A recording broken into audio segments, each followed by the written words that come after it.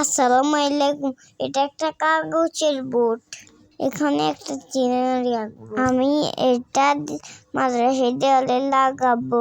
সব ভাইয়েরা লাগিয়েছে। এখন আমি আমার হাতে আঁকাবো। এটা এখন আম্মু আমাকে এঁকে দিতেছে। আমিও এখানে আমার আম্মুকে ছবি আঁকতে সাহায্য করব। তারপরে দেখো আমরা লাল রং করতে তারপর কি কালার করবো দাঁড়ান বলছি।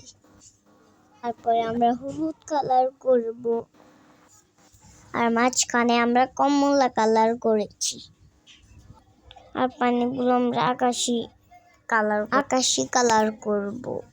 তারপর পাহাড়গুলো দিব সবুজ কালার। আমাকে সাহায্য করব। চারটা আমি আঁকতেছি, তোমরা দেখে বলবো আমাদের দৃশ্যটা কেমন হয়েছে।